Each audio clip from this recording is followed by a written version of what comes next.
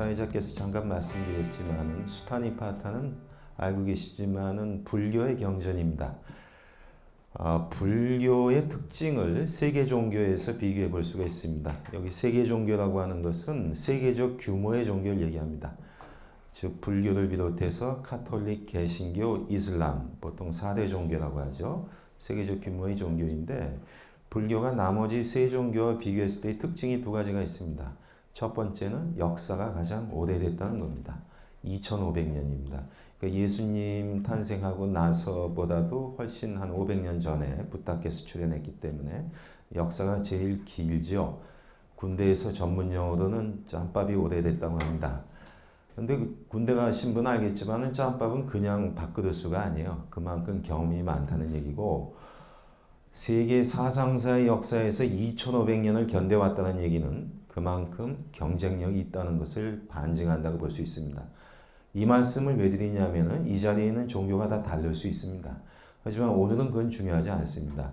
적어도 인간으로서 우리가 이 시대를 살고 있는데 가장 역사가 오래되고 그래서 가장 오래 살아남은 어떤 사상체계를 그냥 배운다고 생각하시면 됩니다. 끝나고서 바로 예배당 가셔도 전혀 문제가 없는 그런 얘기입니다. 두 번째 특징은 세 가지 종교와 비교해 봤을 때 불교는 절대자로서의 유일신, 창조주를 모시지 않습니다. 절대신을 모시지 않죠. 이것이 뭐 보기에 따라서는 장점일 수도 있고 단점일 수도 있지만은 어떤 절대적인 진리를 끝까지 고집하는 그런 걸 하지 않습니다. 그렇기 때문에 어떻게 보면은 첫 번째 특징에 대한 이유일 수도 있죠. 불교의 경쟁력이라고 하는 것은 절대적인 진리에 대한 집착, 그걸 놓는 것을 해방이라고 보기 때문에 어떻게 보면 그래서 여태까지 살아남았다 이렇게 볼 수 있을 거고 앞으로 혹시 불교가 수천 년을 더 간다면은 바로 그런 특징 때문에 그렇지 않을까 저는 생각해 봅니다. 수타니파타는 바로 이러한 불교의 경전인데 특징은 가장 오래된 경전입니다.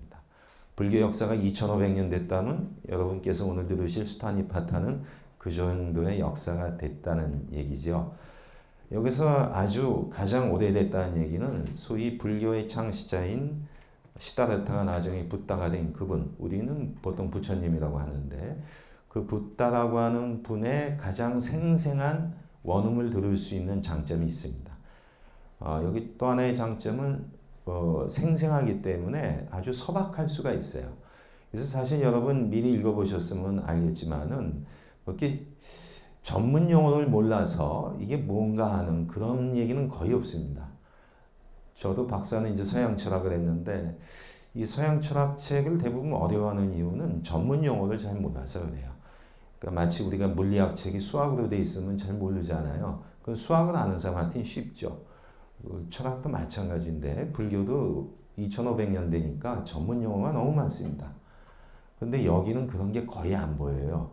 그래서 어떻게 보면 이게 불교 경전이냐 할 정도로 그런 전문 용어가 없습니다. 상당히 소박해요.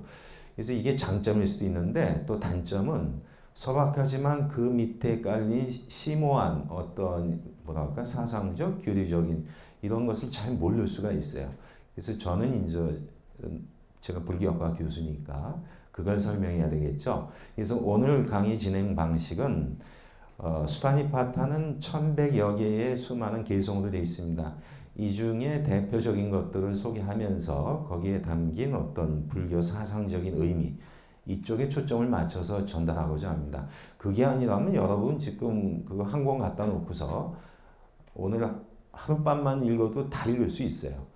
그렇기 때문에 그렇게 본다면 이렇게 어려운 건 아니지만 거기 담긴 어떤 의미를 최대한 전달하고자 이렇게 진행을 하겠습니다. 제가 붙인 부제가 여기 무소의 뿔처럼 혼자서 가라 이렇게 돼 있죠. 많이 들어보셨죠? 공지영 소설가의 작품, 1993년도 작품입니다.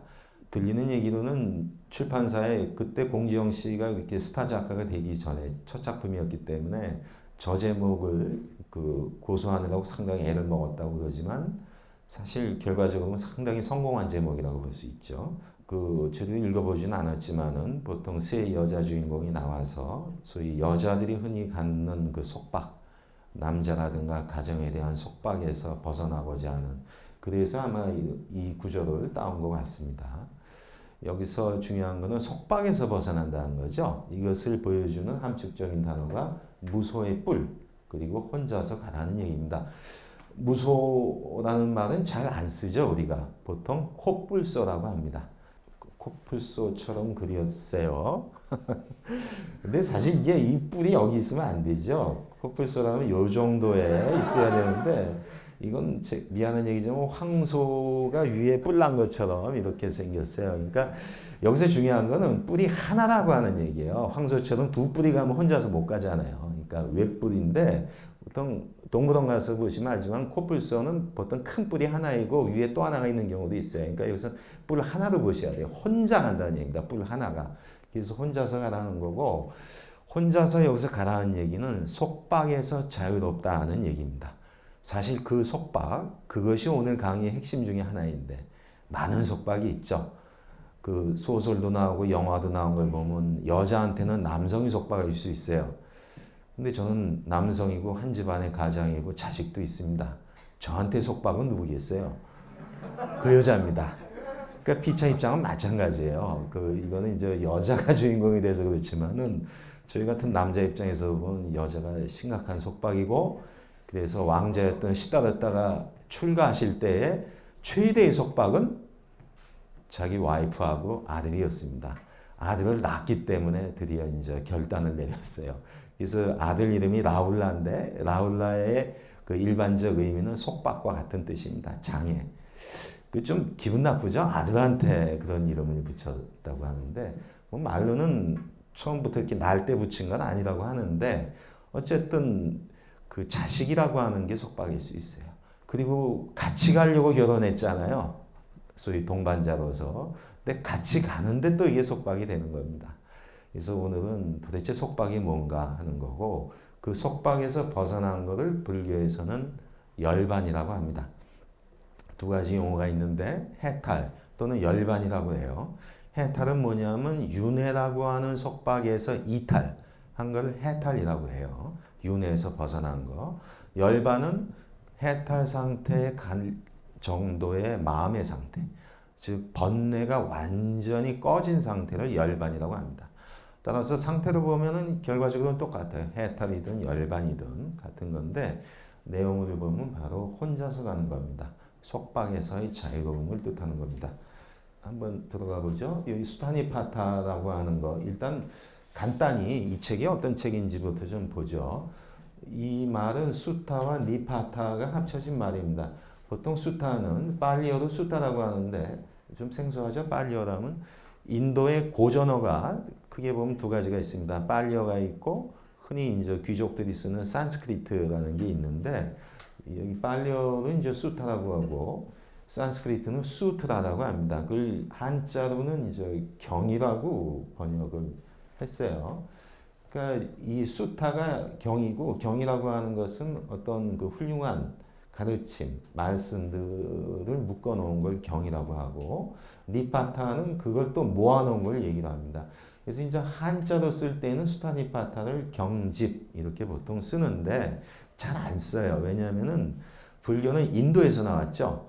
그리고 그게 그 한 500년이 지나고 나서 정확히 보면 한 AD 1세기, 2세기 사이에 중국으로 넘어갑니다. 즉 동아시아로 들어오죠. 동아시아는 한자 문화권이기 때문에 인도어로 되어 있는 것을 한문으로 번역을 해야 될 겁니다.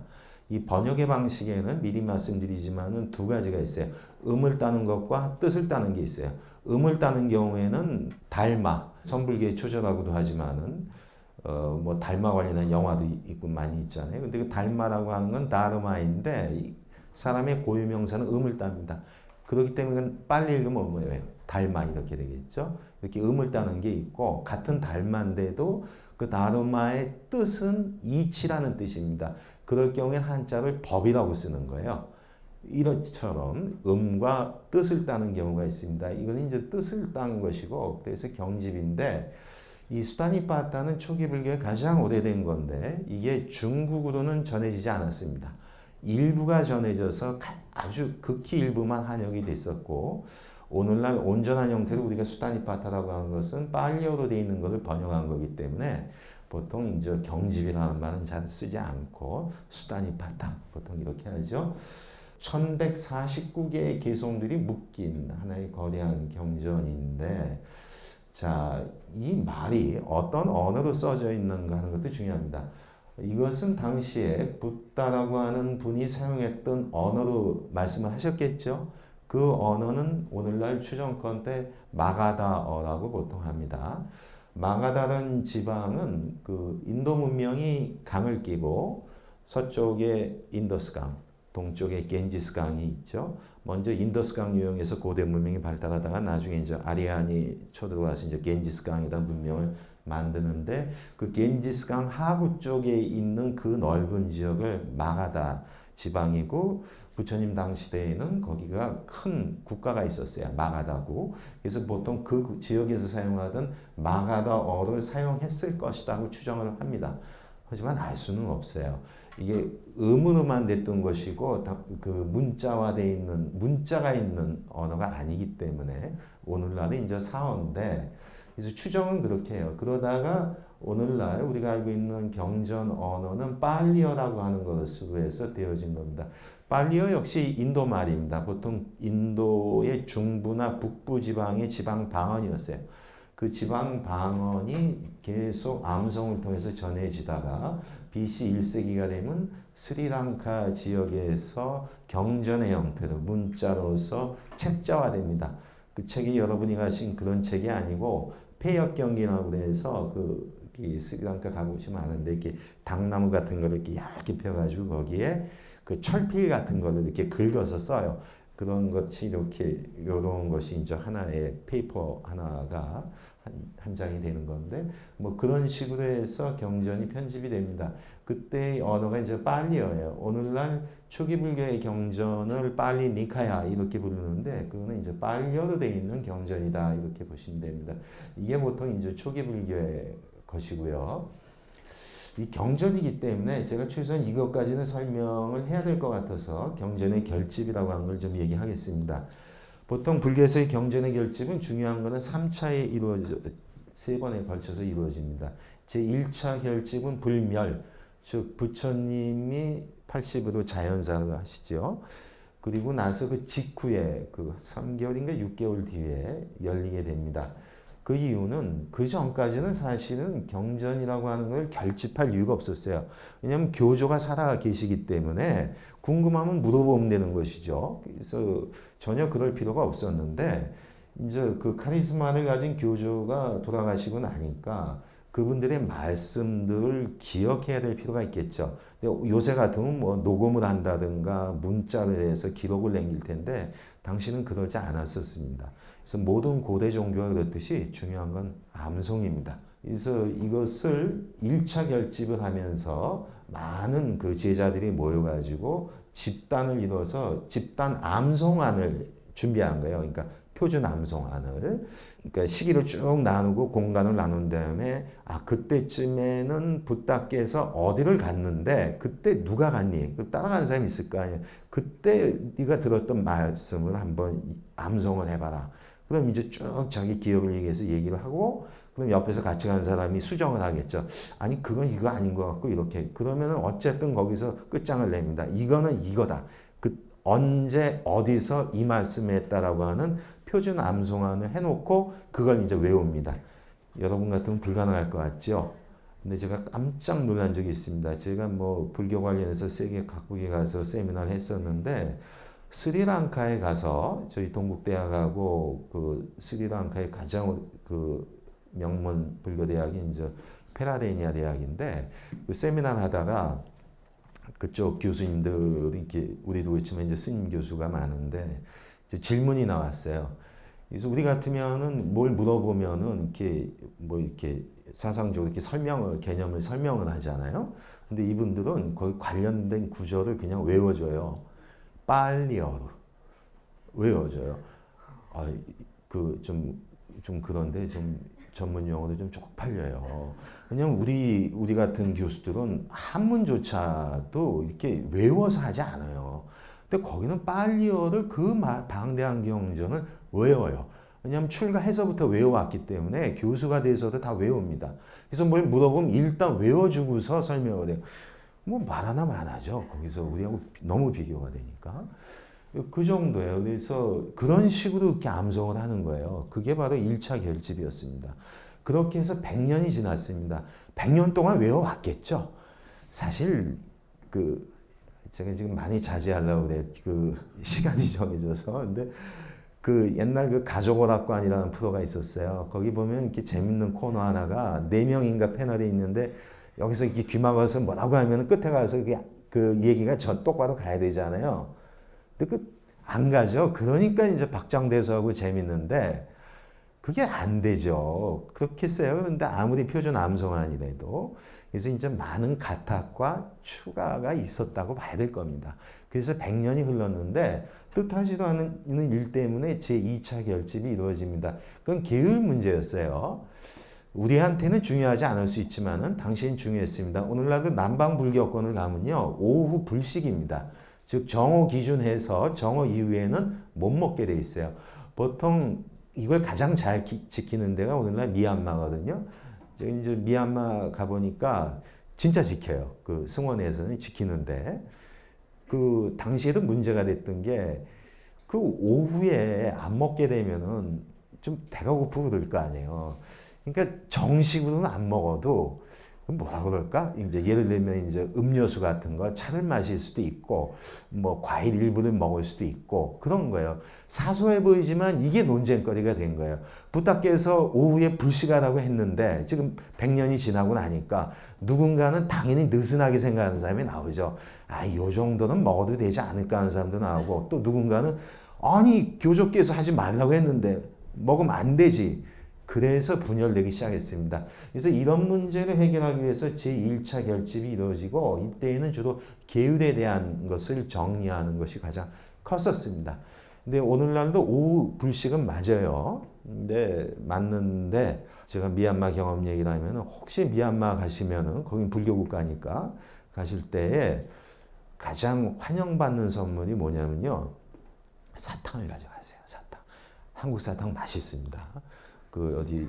마트에 가서 봉지 큰 데다가 사탕 한 바구니 넣고 가서 승원에 가면 동자승들이 있어요. 주면 너무 좋아합니다. 왜? 사탕은 제가 잘 봤어요. 깨물어 먹으면 안 되겠죠? 따라 먹으면 됩니다. 오후 불식에 안 걸릴 수가 있어요. 그래서 아직은 애들이기 때문에 참 좋아합니다. 그래서 팁입니다. 여행 팁이에요. 꼭 사탕 가져가시는 게 좋습니다. 그래서 하여튼 이런 우여곡절 끝에 2차 결집이 있었고 3차 결집은 또 한 100년 지나서 BC 250년경 아소카 왕 때입니다. 한번 들어보셨을 거예요. 인도에서 가장 존경받는 왕이고 아쇼카 왕대에 이르러서 드디어 인도가 전국적 오늘날과 거의 비슷한 규모로 전체가 이제 통일 국가로 형성을 합니다. 통일 국가를 형성하다 보니까 얼마나 많이 전쟁을 했겠어요. 죽인 사람도 많고. 그래서 이제 불교를 전향을 해서 불교를 이제 피는 쪽으로 갔고, 그래서 오늘날 저분이 유명해진 거는 아쇼카 왕의 석주들이 있어요. 중요 지방마다 세우는 게 있는데 그게 이제 해독이 됐습니다. 그래서 아마 역사상 문자화되어 있는 비석 중에는 가장 오래됐다고 합니다. BC 250년경쯤 되니까. 그러니까 당시의 시대 상황도 알 수 있고 그래요. 근데 어쨌든 이때 아쇼카 왕 때의 3차 결집이 이루어지면서 그 전까지는 주로 암송으로 이루어져 온 거죠. 이게 드디어 문자화가 되기 시작합니다. 그래서 오늘날 우리가 알고 있는 이런 식의 문자화되어 있는 것들이 이루어지기 시작을 하는 겁니다. 이렇게 해서 이루어진 것이 소위 우리가 얘기하는 초기 불교의 경전이라고 하고 한국, 중국, 일본은 동아시아 불교권이죠. 이건 이제 대승불교라고 합니다. 대승불교까지 얘기하면 오늘 강의 다 할 수가 없는데 일단 대승불교의 특징은 경전을 만들어냅니다. 여기까지는 어쨌든 암송을 해서 붓다 자신의 것을 이어져 왔다고 얘기는 하잖아요. 물론 사실 믿거나 말거나 하는 경우가 있어요. 왜냐하면 벌써 이쯤 되면 200년, 300년 지냈는데 그러니까 이때 문자로 되기 전의 것이 과연 온전하게 그분의 육성일까에 대해서는 상당히 회의가 있을 수 있지만 그래도 여러 가지의 정황이나 가르침의 내용을 봤었을 때 믿을 만하다 이렇게 볼 수 있어요. 근데 대승불교가 출현이 언제 되냐면 BC 1세기경부터 출현이 되는데 정말 세계 종교사에 특이하게 경전을 만들면서 시작이 됩니다. 예를 들어서 여러분 반야신경이라고 들어보셨죠? 이건 이제 반야경이라고 하는 방대한 것을 핵심만 추린 건데 유명한 게 뭐 반야신경, 금강경, 화엄경, 법화경 뭐 등등 많아요. 소위 동아시아에서 유명한 경전들 다 대승경전입니다. 언제 만들어졌어요? BC 1세기부터 500년에 걸쳐서 편집됐습니다.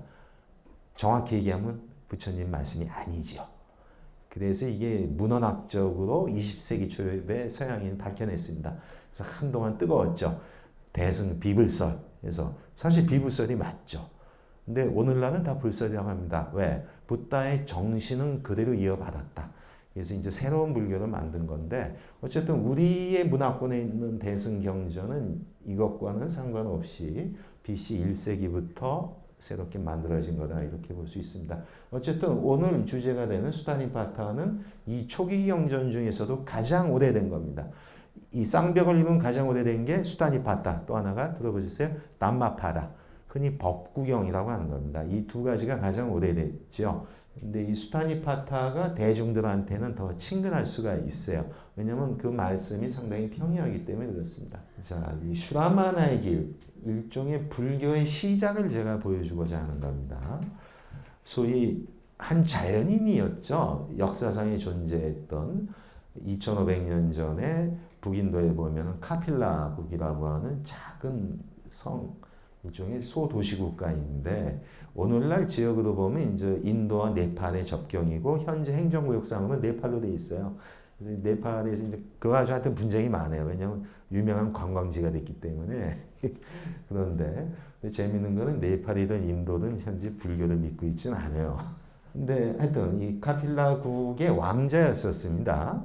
근데 사실 무늬만 왕자이지 카필라국이 결국은 부처님 당시대에 소멸을 했어요. 멸망을 했고 당시 때는 수많은 그 소국가 단위가 있었는데 어쨌든 왕자였었습니다. 그래서 이분이 이제 세속의 명칭은 시다르타였고 시다르타 왕자가 드디어 출가를 해서 성도 깨달음을 얻어서 깨달은 자 붓다라는 이름을 붙이게 되고 우리는 그걸 부처 또는 부처 불자를 쓰지요.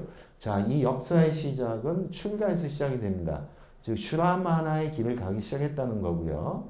여기 슈라마나라고 하는 것은 아까 인도 말이 한역될 때 음을 따거나 뜻을 따는 거죠. 이건 뭐겠어요? 음을 딴 거 같죠? 슈라마나. 예? 그러니까 괜히 또 공부 열심히 한다고 한자 사전 찾지 마세요. 아무 의미가 없습니다. 이 사자는 음을 딴 거니까. 사문이에요, 보통. 그래서 이거는 뜻은 이제 출가 수행자입니다. 그래서 시다르타가 출가했다는 얘기예요. 관련된 구절. 앞으로 여기 괄호안에다가 이 406 이렇게 한 거는 406번째 개송 슈타니파타에 얘기합니다. 이건 세계 표준이에요. 406 찾으면 내용 똑같습니다. 집에서 사는 생활은 비좁고 번거로우며 먼지만 쌓일 뿐이네. 그러나 집을 떠나면 넓고 넓은 곳이 다 내 집이네. 전혀 번거로움이 없기에 집을 떠난 것이네. 본인을 설명한 거예요. 내가 왜 떠났는지. 여기서 한번 보세요. 같은 의미의 내용이 뭐겠어요? 집, 먼지, 번거로움 같은 걸 뜻하죠. 여기서 집이 상징하는 것은 먼지입니다. 먼지, 불교에서 많이 나와요. 불교에서 이 내용이 해당되는 것은 번뇌라고 합니다. 번뇌. 그 번자가 무슨 번자냐면은 우리가 보통 번잡하다고 그러죠. 번잡하고 거치장스럽고 이렇게 끄달리고 이렇게 구차하는 것들이 있죠. 그걸 번이라고 그래요. 번. 그리고 뇌. 하면 여러분 헤드에서의 뇌, 오늘날 브레인을 생각할 수 있는데 꼭 그거는 아닙니다. 이때의 뇌는 중심, 핵심이라는 뜻도 있고 마음 일반이라고 보시면 돼요. 번뇌라는 얘기 많이 들어보시죠? 그럼 뭐예요? 번뇌는 번잡한 마음, 시달리는 마음, 마음의 괴로움의 상태, 그걸 번뇌라고 하는 거예요. 그 번뇌를 불교에서는 먼지라고 합니다. 이건 상당히 의미가 있어요. 불교에서는 전제가 있습니다. 이건 믿음의 대목이에요. 기독교인들 같으면 세상에 천지가 창조됐다는 걸 믿어야 크리스찬이 되겠죠. 그걸 어떻게 증명하겠어요? 시간을 거슬러 올라갈 수도 없고. 믿음이죠. 근데 믿음은 믿어서 좋은 점들이 많이 있어요. 그건 뭐 이따 기회 되면 하기도 하고. 그렇듯이 불교도 믿음이 있습니다. 그 뭘 믿냐? 불교는 아까 천지를 창조한 유일신 같은 거를 설정하지 않으니까 뭘 믿냐면 마음을 믿습니다. 마음이 어떤 거? 마음은 원래 청정하다고 한 걸 믿습니다.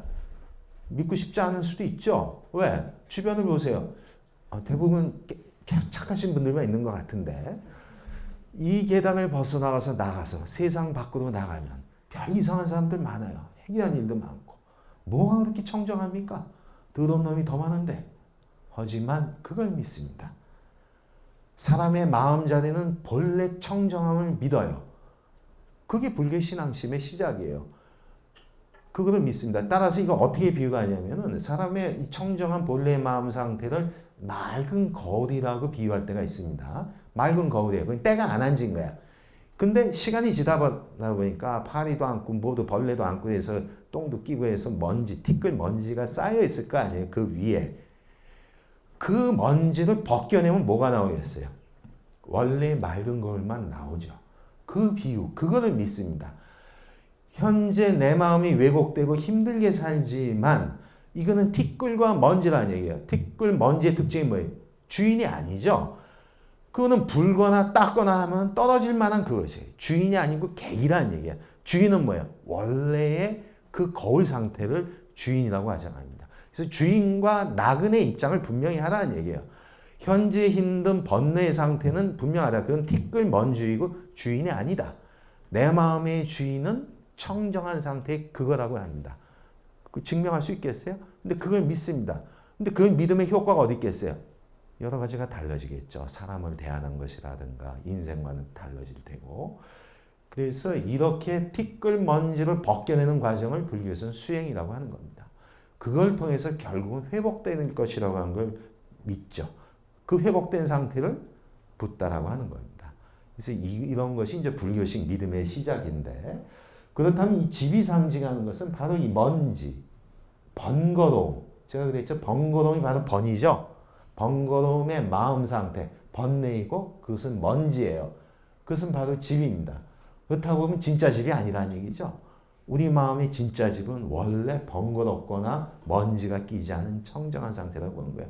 그거를 찾으려면 어떻게 돼요? 현재 집을 떠나야 된다는 얘기죠. 진짜 고향을 찾아가기 위해서 떠난다는 얘기입니다. 그래서 집을 떠났다 한 겁니다. 출가라고 얘기를 한 거예요. 근데 당신은 시다르타만 이걸 한 게 아닙니다. 어떻게 보면 그 시대의 유행이었어요.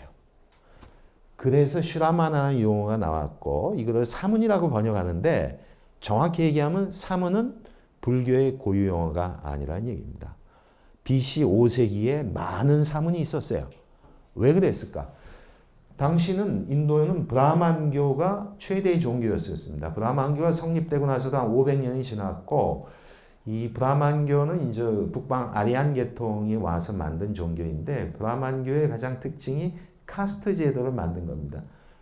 북방 아리안들이 쳐들어 오면은 당시의 고대 문명은 인더스 문명이었거든요. 인더스 문명을 만든 건 드라비다족이라고 하는 인도인의 원주민이 있어요. 어떻게 아느냐? 인도 가보면은 대체로 까무잡잡한 쪽은 드라비다 쪽이라고 보시면 되고 꼭 그런 건 아닌데 백인처럼 허연 사람들이 있죠. 이거는 이제 아리안 계통의 가능성이 있어요. 근데 어쨌든 침입해 오면은 기존 선주민하고 싸울 거 아니에요. 그러면 승패가 나죠. 진 사람은 어떻게 돼요? 노예가 되겠죠. 다행이죠. 죽지 않았으니까. 그럼 노예가 된 거예요. 왜 됐겠어요? 싸워서 졌으니까. 그런데 내가 지금 싸워서 힘이 딸려가지고 져서 그나마 노예가 되면 고맙잖아요. 죽이진 않았으니까. 근데 내가 새끼를 낳고 그 새끼가 새끼를 낳으면은 한 100년쯤 지났는데 걔는 태어나서 노예의 자식은 노예로 살 거 아니에요. 여러분 동의하겠어요? 내가 왜 노예야? 이거를 대들면 어떻게 돼요? 다 무너집니다. 사회가. 어떻게 해야 되겠어요? 납득을 시켜야 될 거 아니에요.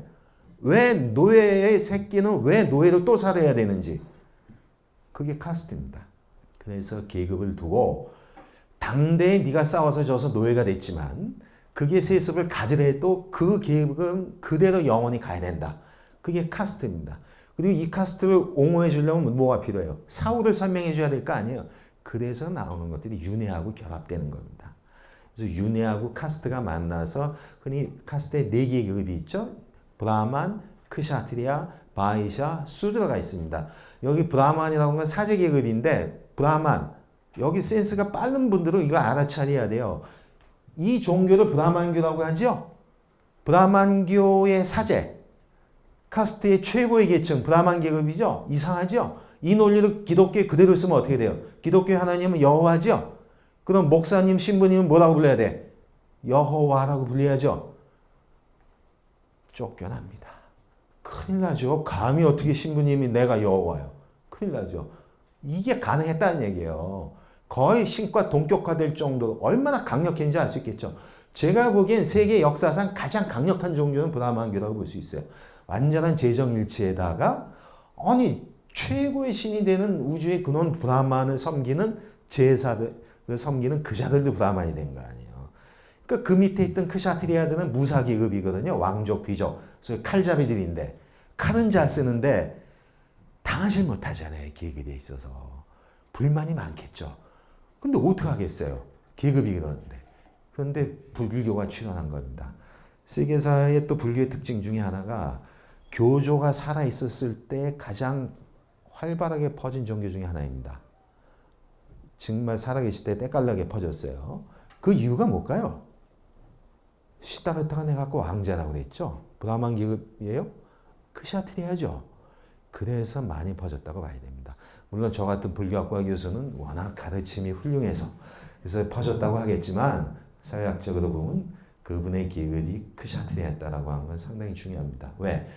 수많은 도시 단위의 국가들로 분열되어 있었기 때문에 거기를 실질적으로 지배하는 것들은 다 크샤트리아였을 거 아니에요. 그런데 브라만교에 찌들려서 말을 못하는 거예요. 그런데 불교라고 하는 게 이제 퍼져나가기 시작을 했어. 근데 물어봤더니 그 붓다가 누구냐 했더니 저기요 그 카필라라고 하는데 그 왕자 출신 크샤트리아입니다. 크샤트리아 이렇게 돼. 동질성을 느끼고 그걸 잘하면 어떻게 돼? 브라만과 대적할 수 있다고 느끼는 거죠.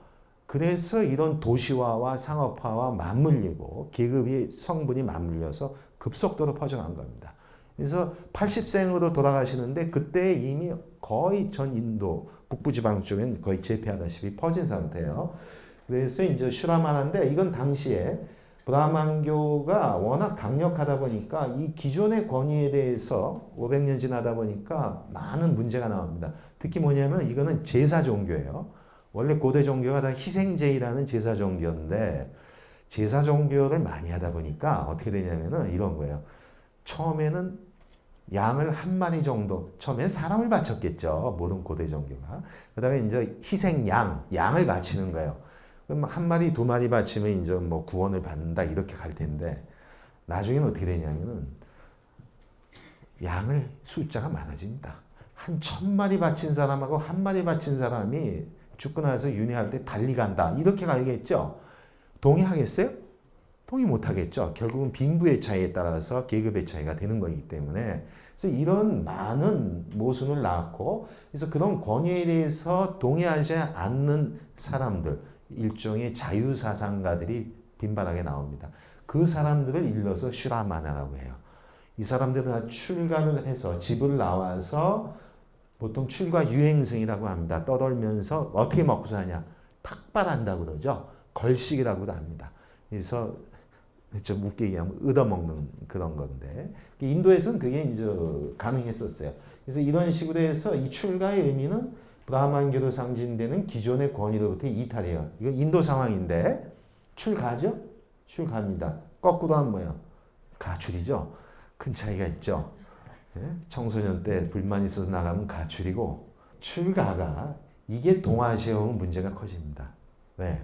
동아시아는 유교가 있었잖아요. 이 조선도 마찬가지인데 유교에서 보면은 가국 동체입니다.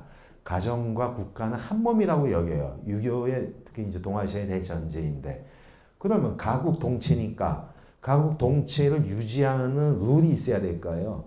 가정에는 뭐예요? 효죠. 국에는 뭡니까? 충이죠. 충과 효라고 하는 것이 가국 동체를 떠받쳐주는 기본의 윤리 덕목이란 말이에요. 그런데 불교를 딱 보니까 뭐예요? 여기 지금 출가네? 가정을 나왔다는 얘기는 사실 출가했다는 얘기는 뭐예요? 출국과 똑같죠. 충과 효를 벗어났다고 본 겁니다. 그래서 사대부들이 용인하지 않은 거예요.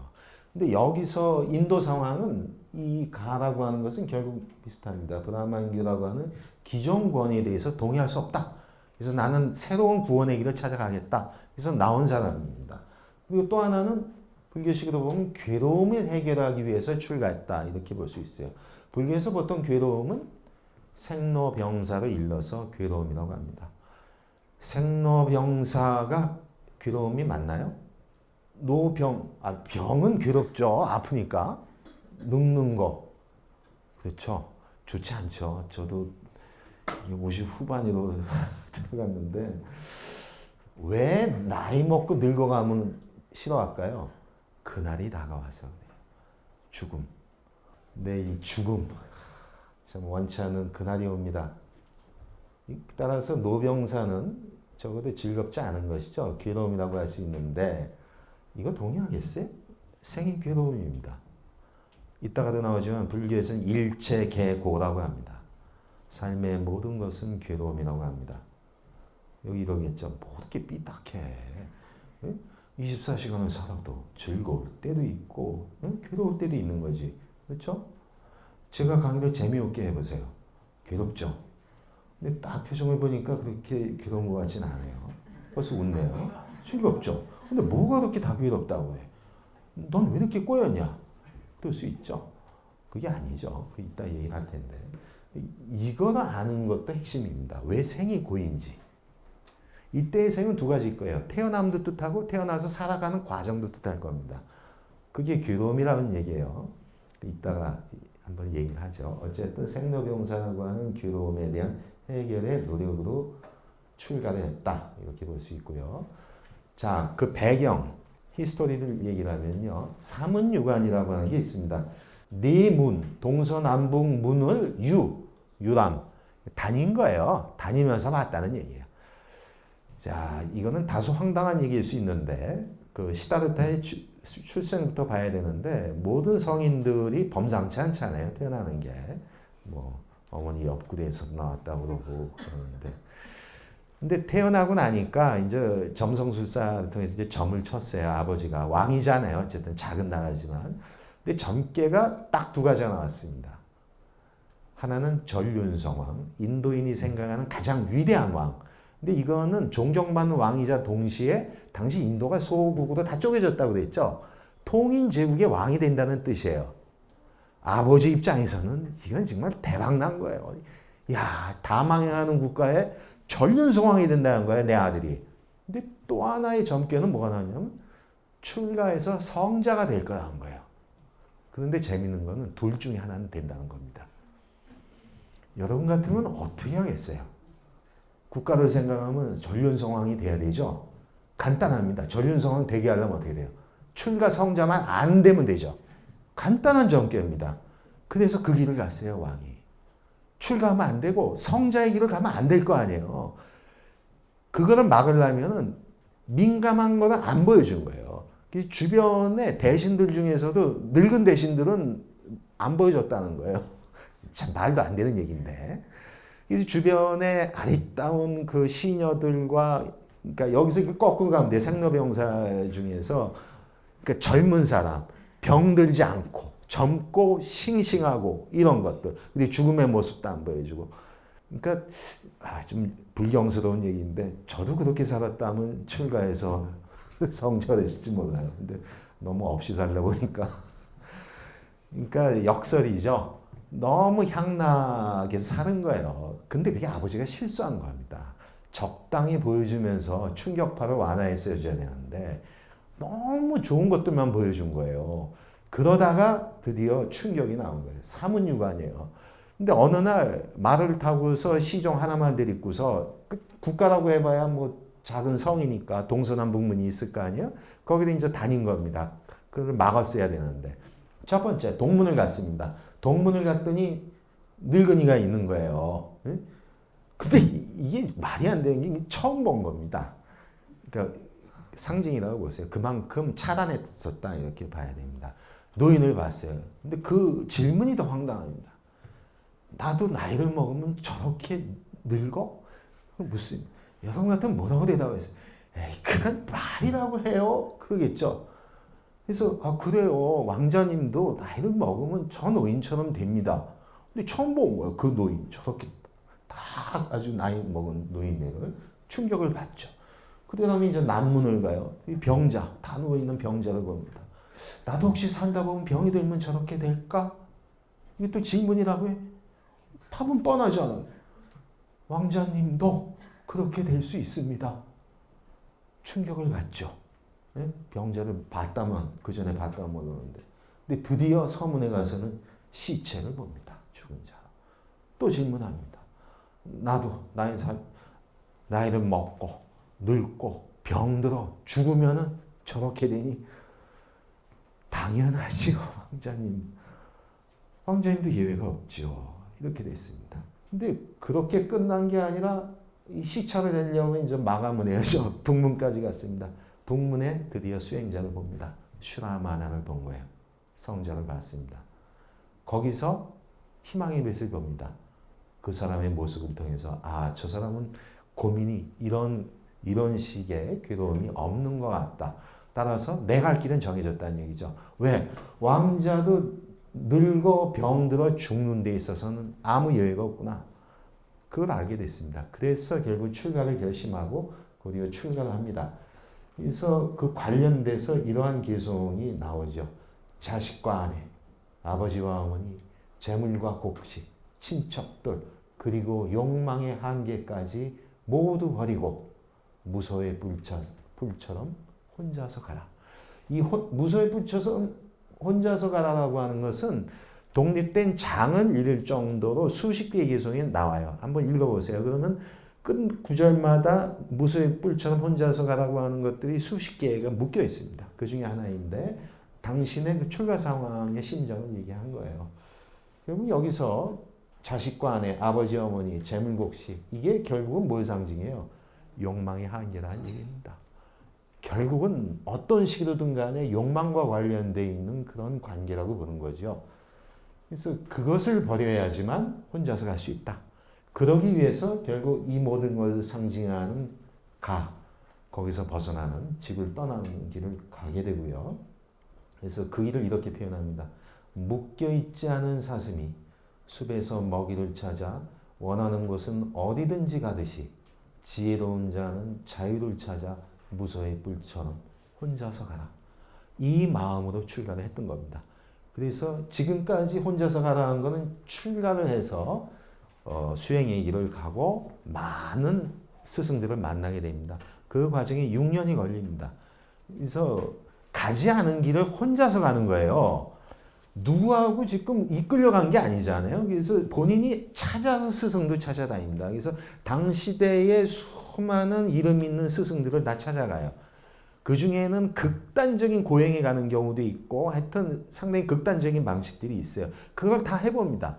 그래서 보통 그 이제 불상 중에 그 간다라 지역에서 나온 초기 불상 같으면은 혹시 보셨어요? 인터넷에 찾을 수도 있습니다. 고행상 보면은 이게 진짜 피골이 상접하다고 그러죠. 이 백가죽이 등짝에 붙은 그게 나와요. 여기 뼈다구만 보이는 아주 극단적 고행을 한 게 나옵니다. 근데 그것도 포기합니다. 그래서 해결되는 건 없구나. 뭐 그런 여러 가지 과정을 거쳐서 결국에는 이제 드디어 진짜 혼자만의 길을 갑니다. 그래서 불교에서는 이제 성도일이라고 그러죠. 보리수나무 밑에서 새벽녘에 드디어 깨달음을 성취하게 됩니다.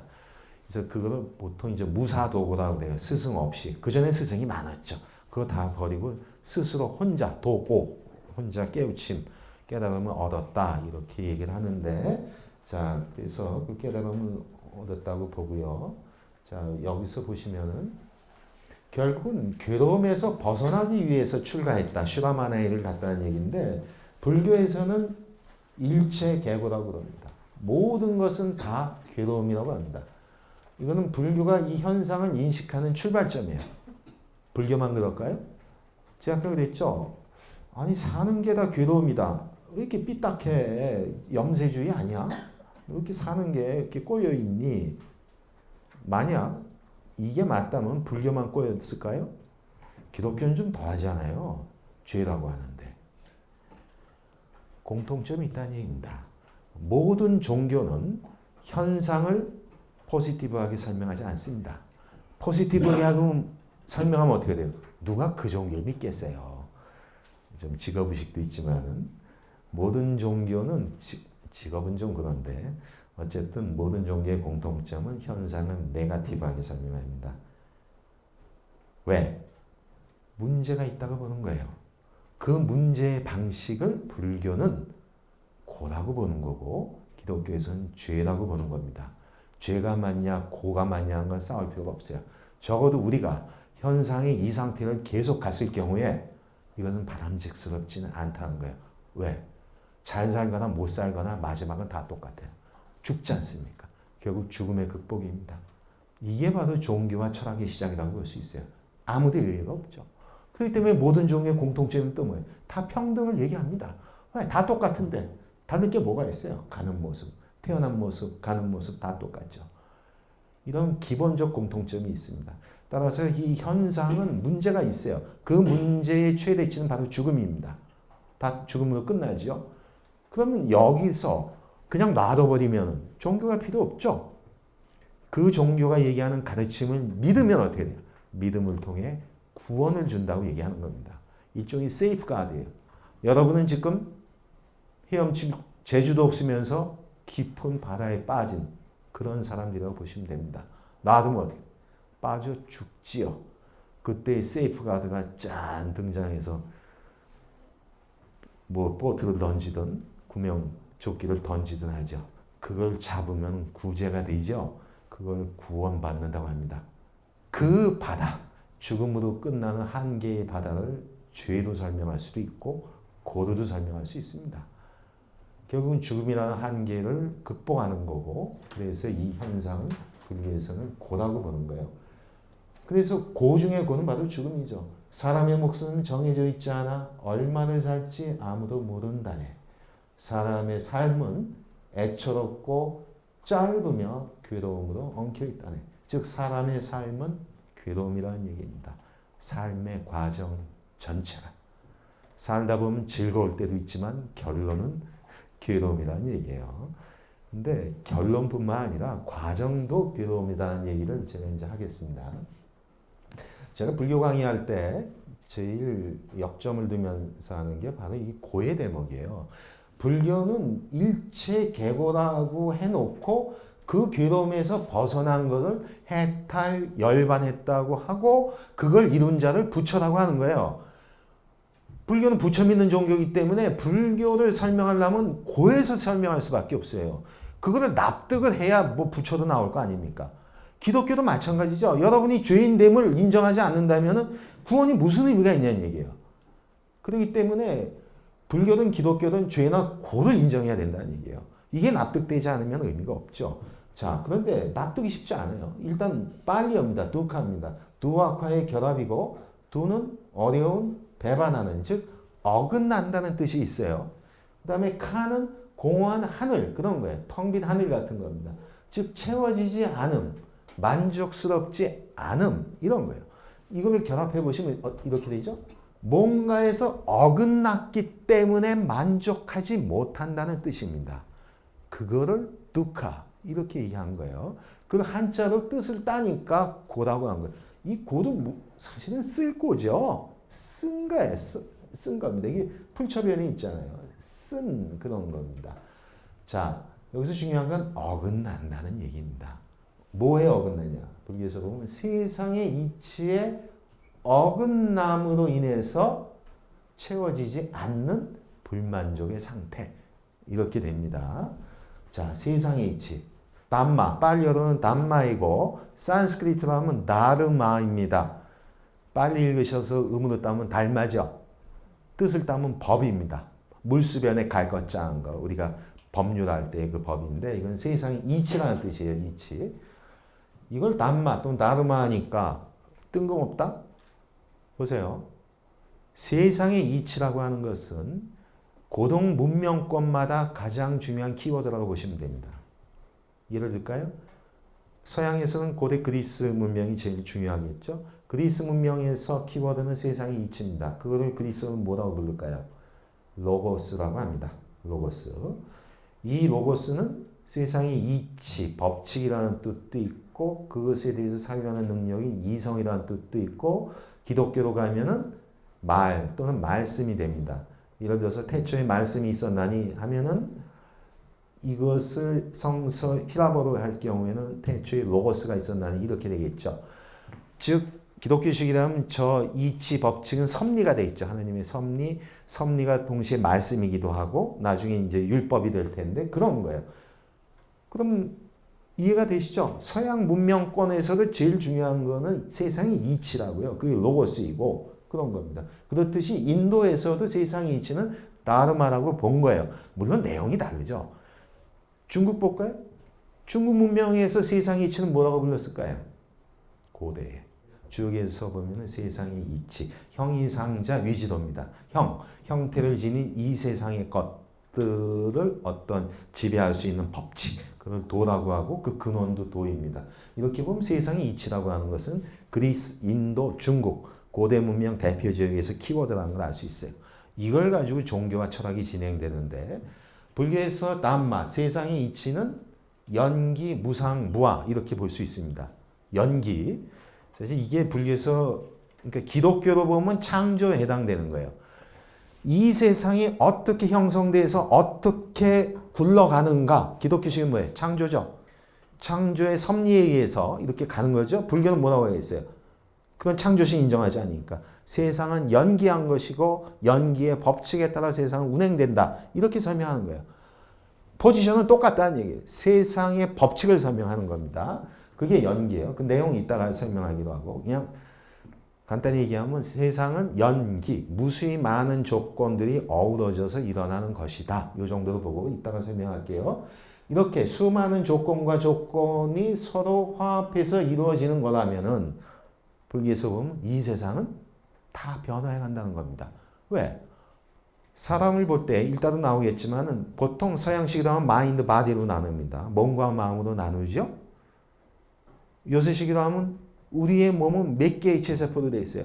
하나의 세포에 시작했죠. 생식세포 하나로 해서 수정란이 분화돼 가지고 오늘날 몇 개예요? 세보셨어요? 60조개에서 100조라고 합니다. 뭔 놈의 편차가 40조개나 나. 왜? 셀 수가 없으니까. 근데 확률적으로 계산 방식이 있겠죠? 약 60조개, 100조개의 세포. 놀라운 신비죠. 예? 그게 이제 섭리인지는 잘 모르겠는데 하나의 세포가 100조개로 됩니다. 게다가 6개월 되면 거의 교체가 된대요. 이 철학의 유명한 테마가 나옵니다. 테세우스의 배라고 하는데 여러분처럼 지금 20대 초반에 꽃다운 나이면은 꽃다운 게 뭔지 아세요? 6개월이면 다 바뀐다는 뜻이에요. 저처럼 이제 50 후반에 가는 사람들은 벌써 이상한 모습들이 보여져요. 이렇게 피부가 이제 검버섯이라고 부르고 싶지는 않은데 이게 교체가 빠르지 않은 거죠. 그러니까 나이가 많으면 그렇게 돼요. 냄새도 나고. 아직은 그 정도는 아닙니다. 아직 문제 없어요. 자, 그래서 이렇게 수많은 조건들이 대입해서 계속 변화해가는 거. 그게 무상이라고 합니다. 상이 없다. 영원불변한 건 없다는 얘기고, 이 무아가 참 설명이 어려운데, 자아인데, 자아는 나라는 얘기죠. 근데 철학에서 보면 여러 수준의 나라는 게 있어요. 근데 이건 어떤 실체로서의 자아 같은 거예요. 그러니까 당시 이제 브라만계에서는 아트만 같은 건데, 변치 않고 있는 나만의 어떤 자아 같은 건데, 그런 것도 인정할 수 없다. 그래서 결국 이렇게 무상하기 때문에 다 흘러 변화해 간다고 봅니다. 그러니까 채워질 수가 없다는 얘기예요. 근데 이런 공허한 상태, 괴로움이고 이런 것이 이제 윤회의 방식으로 반복된다고 봅니다. 자, 이제 이걸 볼게요. 사실 이 고만 납득을 해도 아주 쉬운데요. 이렇게 보세요. 이 세상에 존재하는 모든 것들은 물, 신, 심으로 나눌 수 있습니다. 물체. 그리고 신, 유기체, 생물. 그리고 심, 마음, 정신 이렇게 보여요.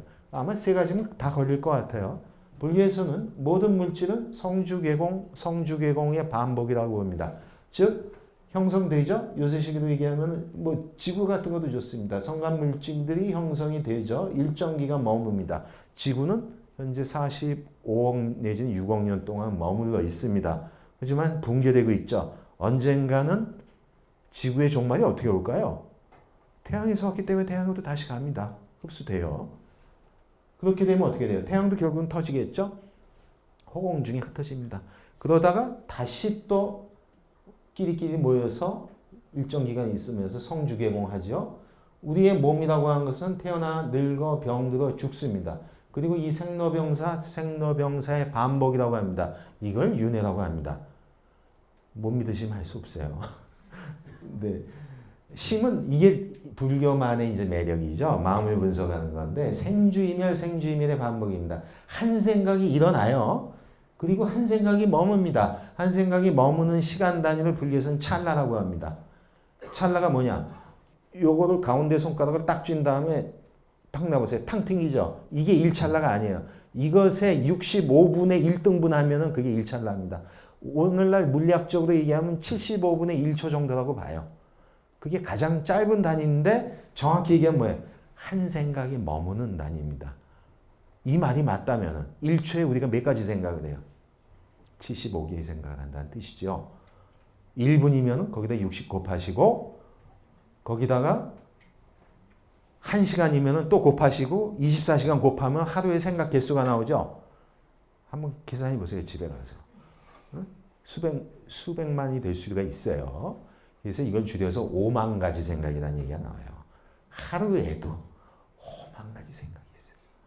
1분에도 수백 개의 생각이 지나가는데 그런데 그래서 생각이 났다가 잠시 찰나에 멈습니다. 그런데 바로 이어서 딴 생각이 또 나와요. 네? 혹시 여기 아까 카이스트 애들 저기 밥 안 먹었다고 그러죠? 밥 생각나게 해줘요? 중국집 메뉴판 생각해 보세요. 짜장면이 떠오릅니다. 아까 나 진짜 짜장면 먹고 왔어. 근데 옆에 어떤 학생 어제 술 한 잔 먹었거든?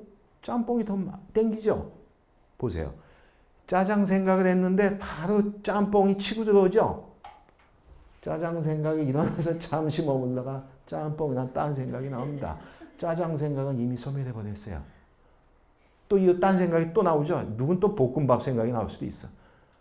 이렇게 생주이멸이 쭉 이어져 갑니다. 파도를 쳐서 일렁이듯이 이걸 산란하다고 합니다. 마음이 산란하다. 이런 것이 번뇌라고 봐요. 자, 그럼 보시면요. 공통점이 뭐예요? 물체가 됐건 유기체가 됐건 마음이 됐건 이 세상의 참모습, 실상은 머물러 있는 건 아무것도 없습니다. 지구도 몇 억 년 뒤면 끝장이 나겠죠. 몇십억 년 뒤면. 언젠가는. 그런데 재밌는 거는 머무르고자 합니다. 사람은. 왜?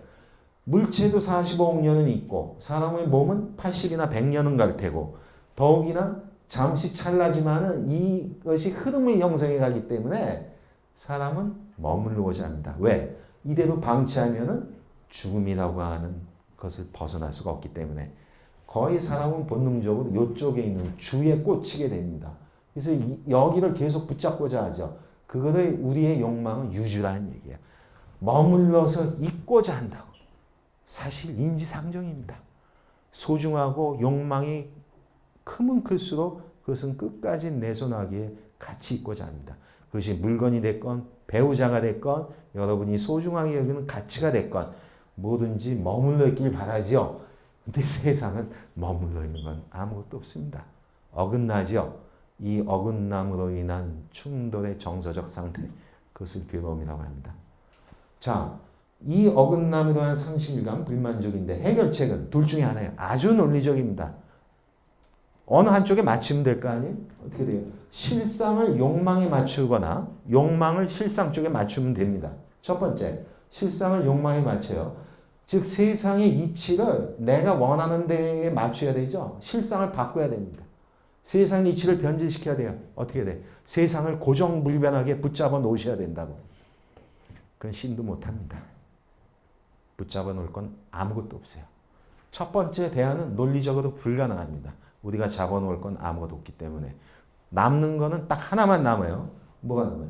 욕망을 실상에 맞추는 방식 하나만 남죠? 어떻게 돼요?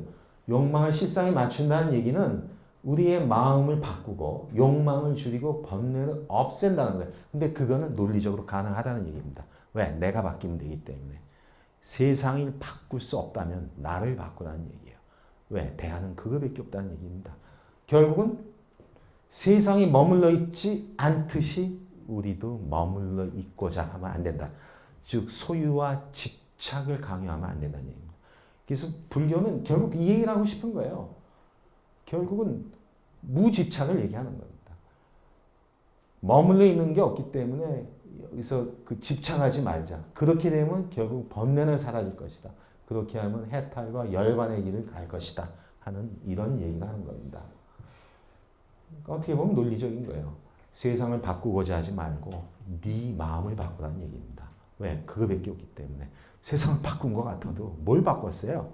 바꿨다는 것 자체가 세상은 변했다는 얘기죠. 너 자신이 변하는 얘기입니다. 그래서 바로 이런 구절들이 있어요. 이거는 참고하시고요. 그래서 불교는 재밌는 관점이에요. 세계관이. 욕망이 세상을 짓는다고 하는 겁니다. 신이 세상을 만든다라고 보지 않아요. 욕망이 세계를 만든다라고 보는 겁니다. 결국 네 마음이 만든 건데 욕망은 불교는 네 차원으로 나눠요. 까마라고 해서 감각적인 욕망. 이게 가장 일반적이에요. 그 다음에 뭐 라가. 이거는 탐욕이라고 합니다. 그래서 탐진치. 탐욕과 진, 분노와 어리석음. 이게 이제 번뇌의 대표이고요. 땅하라고 해서 갈망 같은 게 있고 찬다. 의욕, 의지 같은 건데 이거는 뭐 부정적인 것도 있고 긍정적인 것도 있습니다. 그래서 이 불교의 독특한 세계관인데 불교에서는 욕망으로 인해서 세계가 형성됐다고 봅니다. 어떻게 보면 인간 중심적이죠. 그래서 불교에서는 마음 중심으로 본다고 하는 겁니다. 그래서 선정, 그러니까 소위 참선이나 요가나 명상을 통해서 욕망의 적정, 욕망을 완전히 가라앉히게 되면 어떻게 돼? 세계가 소멸된다는 얘기예요. 입이 근질되시죠? 그럼 세계가 진짜 사라집니까? 뭐가 사라지겠어요? 그런데 내가 욕망을 없앴다고 해서 내가 지금 딛고 있는 이 땅이 꺼지겠냐고요. 그건 아니죠. 이 땅을 어떻게 보느냐에 그 마음이 달라진 걸 얘기를 하는 겁니다. 사실 이 땅은 나한테 중요할 수도 있고 중요하지 않을 수도 있어요. 그걸 내가 어떻게 받고 무엇을 욕망해서 이 땅을 무엇으로 간주했느냐. 그게 내가 생각하는 세계예요. 어떻게 보면 각자의 세계 속에 살고 있는 겁니다. 그 세계를 자신이 지어놓고 그 세계에 갇혀 산다는 얘기죠. 그래서 그 욕망을 적정하게 하면 그가 지어놓은 그 세계가 사라질 거라고 보는 겁니다. 그래서 삼계 유심이라고 그래요. 이거 화엄경에도 나오는 건데 삼계, 그 욕계, 색계, 무색계 다음에 나오는데 그 세 개의 세계는 다 욕망의 정도에 따라서 드러나는 세계이기 때문에 욕망과 괴로움이 지멸되면 결국 세계로 소멸될 것이다. 이게 바로 해탈과 열반을 얘기하는 겁니다. 자, 그 구절을 읽어보시고요. 제가 여기 3개 얘기했죠? 이게 3개입니다. 욕계, 색계, 무색계예요. 욕계는 뭐겠어요? 욕망으로 지어진 세계의 준말, 욕계입니다. 이게 윤회하는 겁니다. 지옥, 악이, 축생, 아수라, 인천. 그래서 6개, 6도 윤회한다고, 6도. 6도는 정교장이라고 보시면 돼요. 영혼이 있는 게 아니에요. 제가 기독교하고 비교해 보면은 모든 고등종교의 특징 또 하나. 천국과 지옥이 다 있습니다. 자꾸 천국과 지옥 하면 기독교만 있다고 그러면 불교가 섭하죠. 더 오래됐어요. 지옥 얘기한 거, 천국 얘기한 게. 근데 기독교와 불교의 차이는 뭐냐면은 기독교는 지옥이든 천국에 가면 영원히 가죠. 불교는 뭐예요? 기간제입니다. 시간이 정해져 있어요. 그게 차이가 있어요. 이게 좋을 수도 있고 나쁠 수도 있습니다.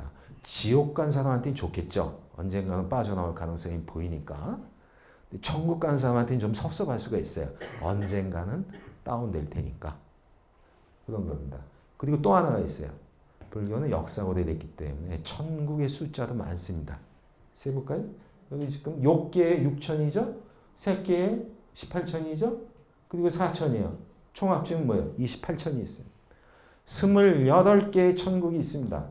혹시 죽고 나서 천국 가시기 원해서 종교를 믿고 싶으면은 불교가 좋습니다. 왜? 일단 갈 확률이 높잖아요. 28개나 되니까. 한 군데 가는 것보다. 뭐 그래도 뭐예요? 거기는 가면 언젠간 추락되니까 영원히 가시고 싶으면 한 군데를 가세요. 근데 그래도 여기저기 하면서 많이 다녀보고 싶다. 그러면 이제 불교가 좋습니다. 28개나 되기 때문에.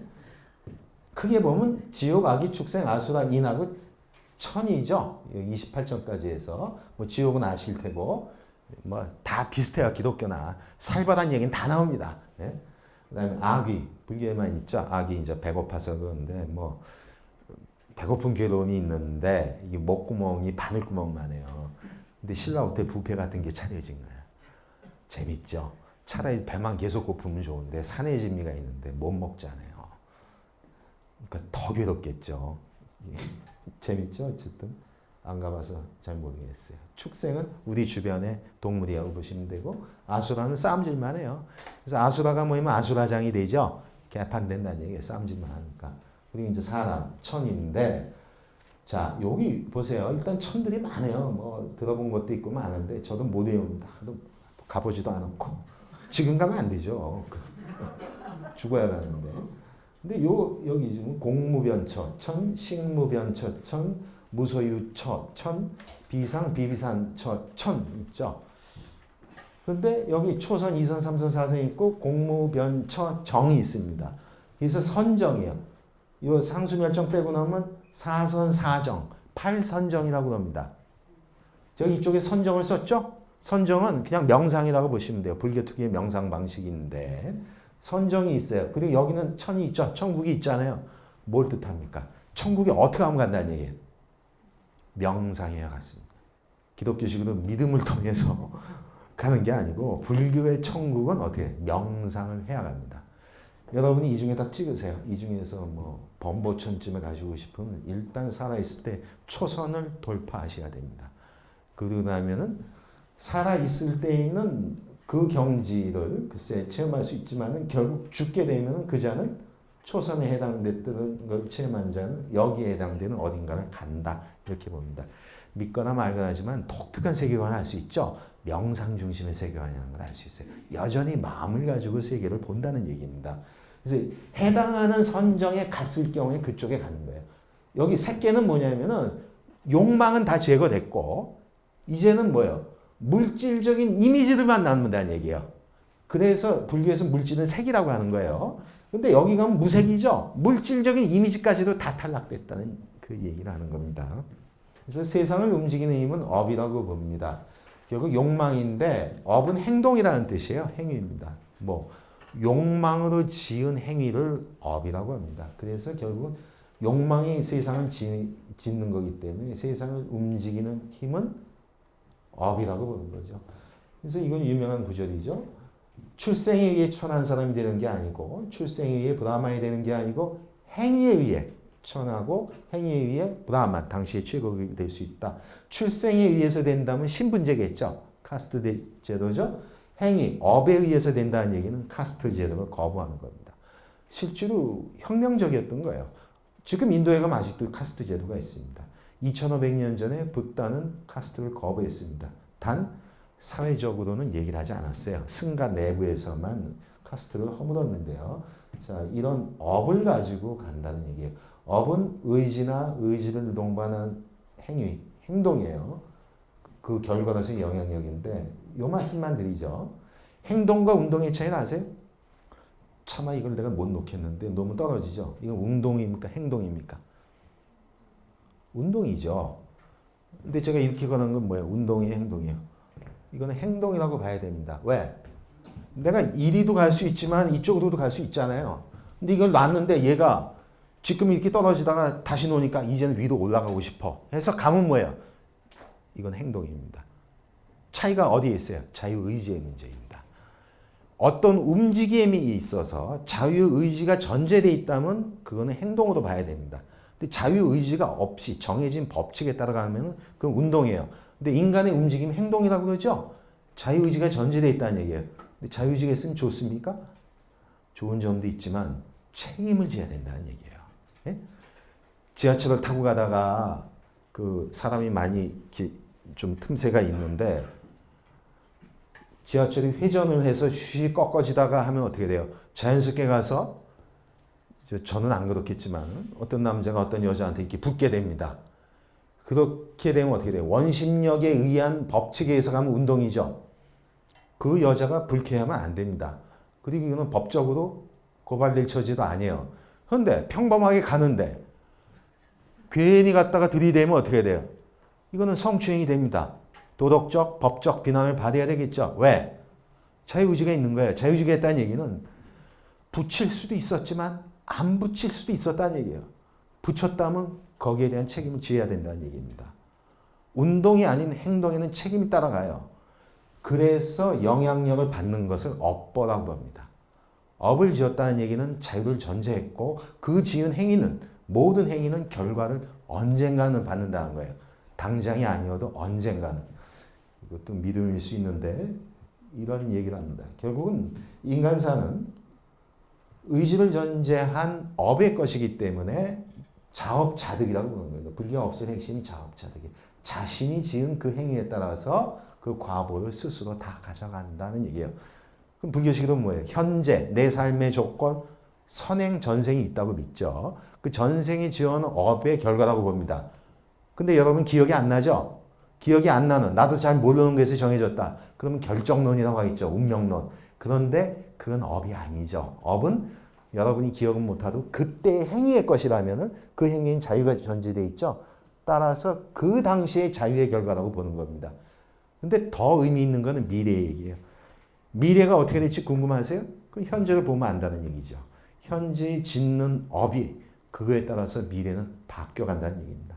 따라서 숙명이 아니라 본인이 하기에 달려있는 자업자득이라고 보는 거고요. 그래서 이런 것이 종교적인 의미를 갖는 거는 응보의 원칙이 종교엔 다 필요합니다. 쉽게 얘기하면 착한 사람이 잘 살아야 되는데 세상이 어디 그렇습니까? 법이 아무리 타이트하고 윤리도덕이 확고해도 꼭 빠져나가는 사람이 나오죠. 그럴 경우에 우리는 그러죠. 아, 저거 죽으면 진짜 지옥 갈 거야. 근데 지옥을 가는지 안 가는지 어떻게 알아? 지옥을 보내는 자가 있어야 되겠죠. 그래서 이런 원리는 모든 종교의 기본 사명이에요. 종교적 사회의 역할입니다. 선한 행위를 하는 사람이 행복한 결과를 받아야 됩니다. 착한 사람이 잘 받아야 되지.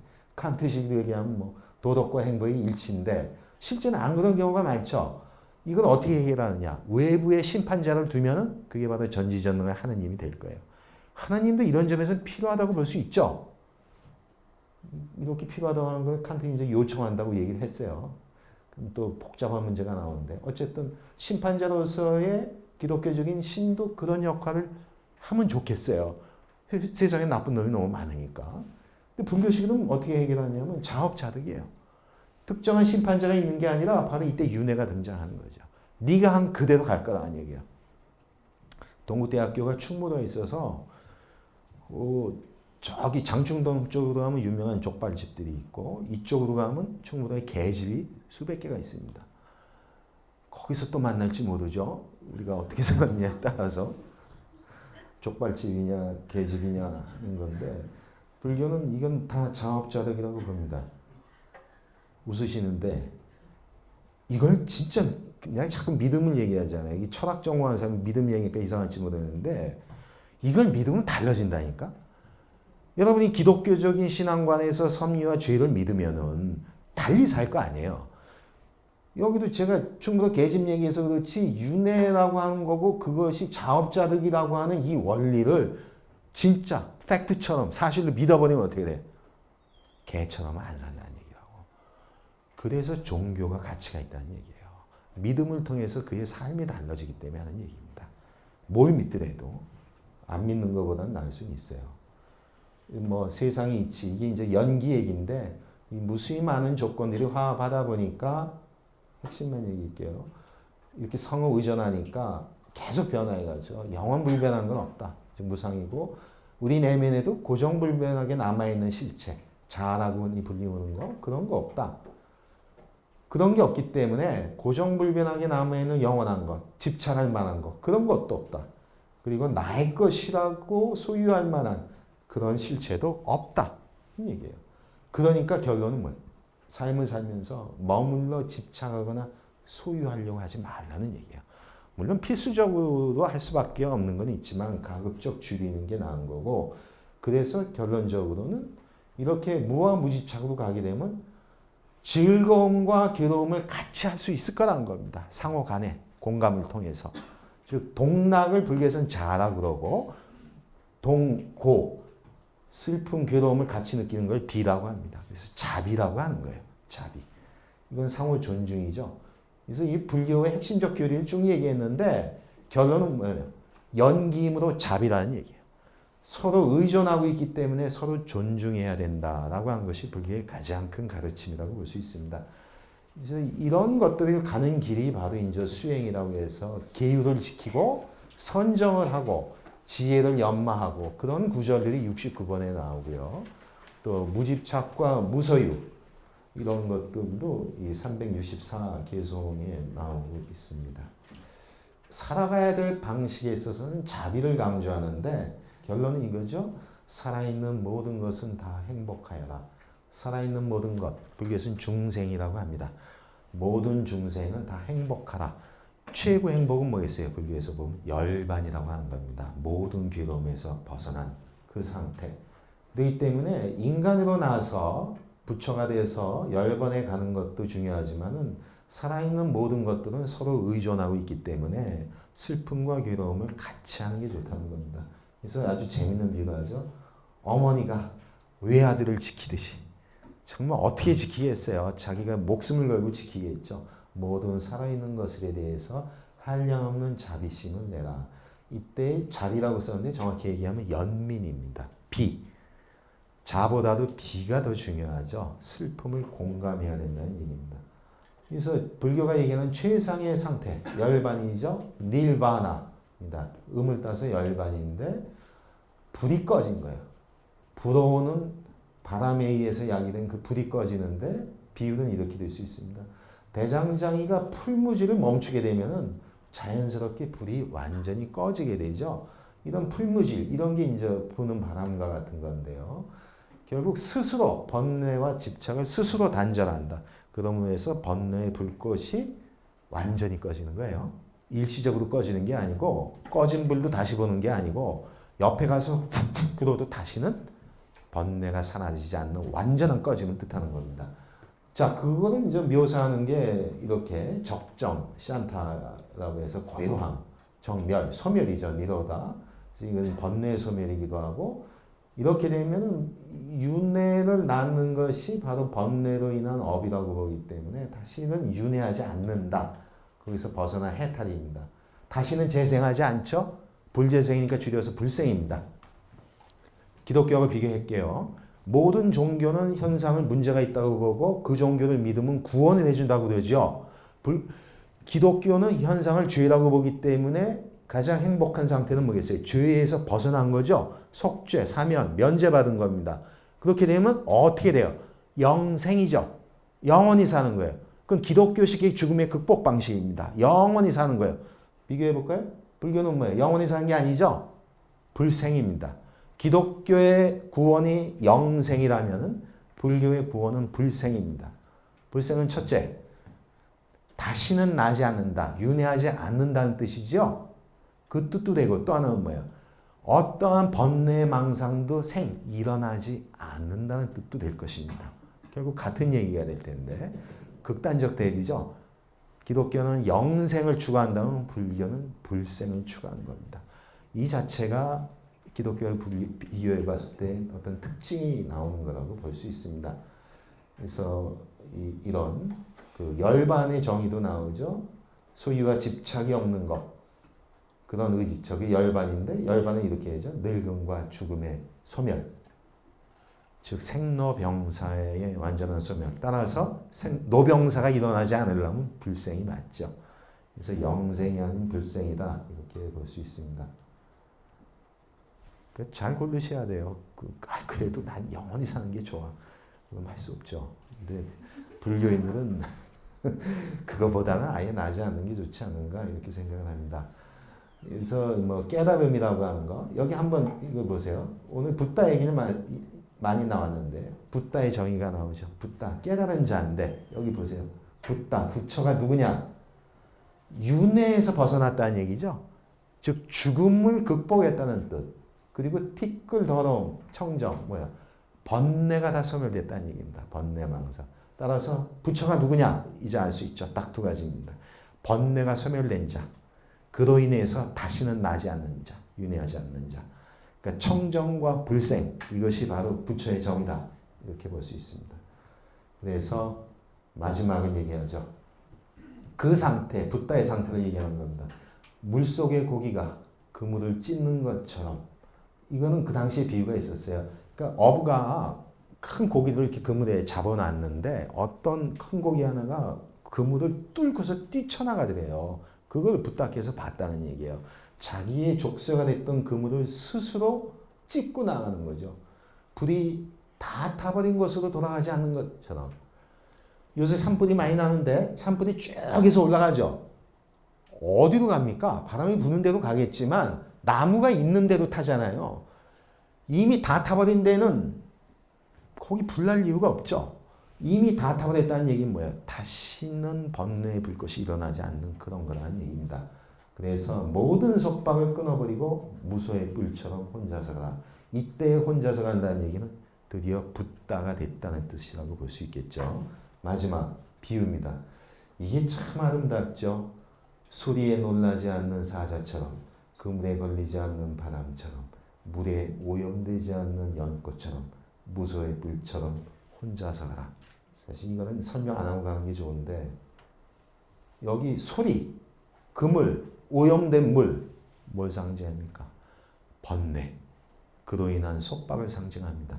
거기서 벗어난 자, 사자처럼, 바람처럼, 연꽃처럼 산다는 얘기입니다. 이게 불교가 추구하는 세계관, 인생관이라고 볼 수 있습니다. 네, 감사합니다.